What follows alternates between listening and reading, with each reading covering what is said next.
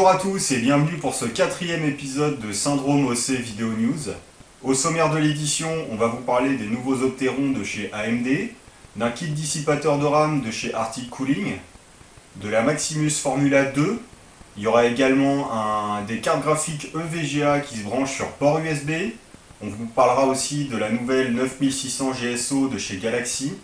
Et enfin, pour terminer, il y aura un test CPU de chez XSPC.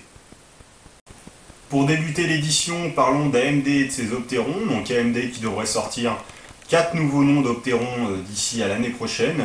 Des Opteron gravés en 45 nanomètres allant de 6 à 12 cœurs. Parmi ces Opteron, le quad-core Shanghai qui aura une fréquence CPU 20% supérieure à l'actuel Barcelona et qui consommera 20% de moins que celui-ci et qui sera disponible premier trimestre 2009.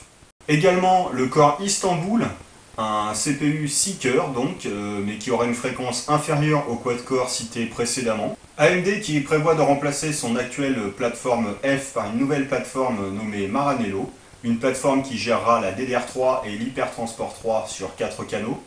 Les processeurs donc compatibles avec cette nouvelle plateforme seront les San Paolo et les Manicourt, donc deux processeurs de 6 et 12 cœurs avec respectivement 6 MO de cache L3 et 2 x 6 MO de cache L3.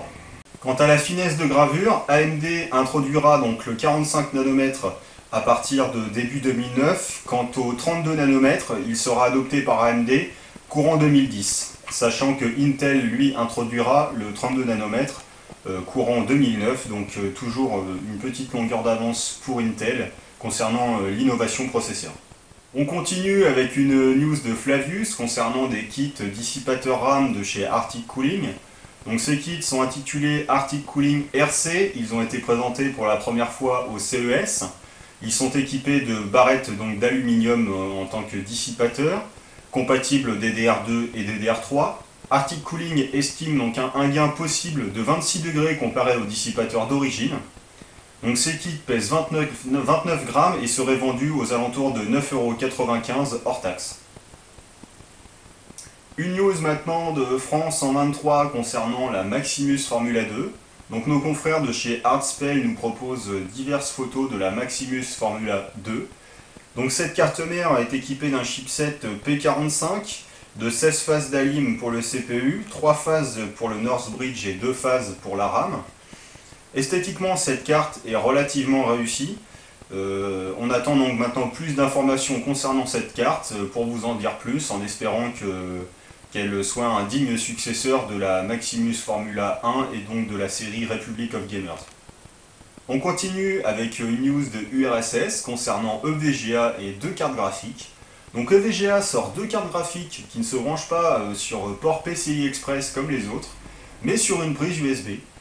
Donc l'utilité de ces cartes, prénommées UV12 et UV16, est principalement de rajouter un écran. Donc pour la première UV12, il sera possible de rajouter un écran en 1280 par 1024 ou en 1440 par 900.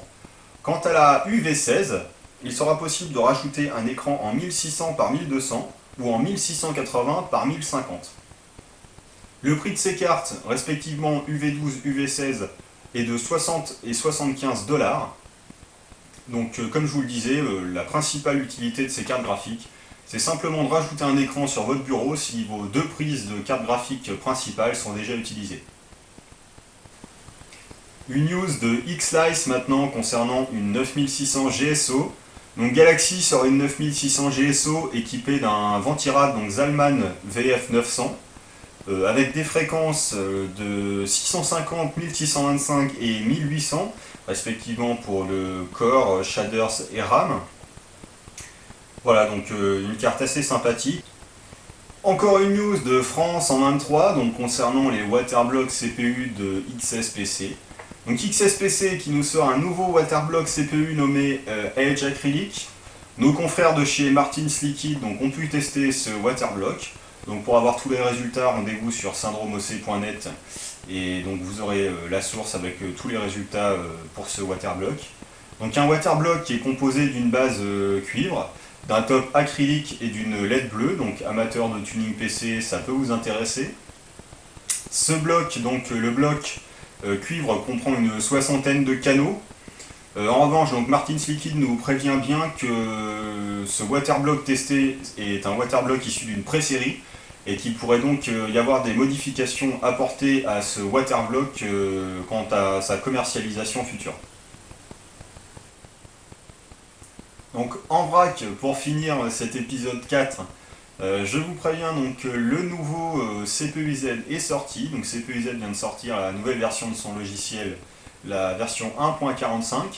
Donc je vous conseille fortement de la télécharger, donc facilement trouvable sur le net, ne serait-ce que pour les validations HWBot. Si vous fréquentez assez régulièrement le site syndromeoc.net, donc vous n'êtes pas sans savoir qu'il y a eu lieu une bench party ce week-end. Donc une bench party avec Sidou, donc chez Sidou à Angoulême, avec Bob le Magnifique et puis avec moi-même. Donc les résumés de cette bench party se trouvent donc sur le forum de syndromeoc.net.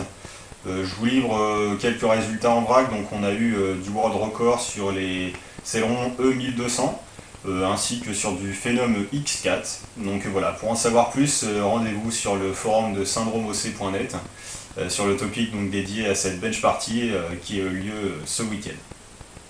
Merci à tous d'avoir suivi cet épisode 4. Encore une fois, je tiens à remercier tous ceux qui suivent régulièrement les syndromes OC et qui nous soutiennent donc, dans notre travail. Et puis, pour ne pas déroger à la règle, je vous dis bonne semaine et à la semaine prochaine. Salut!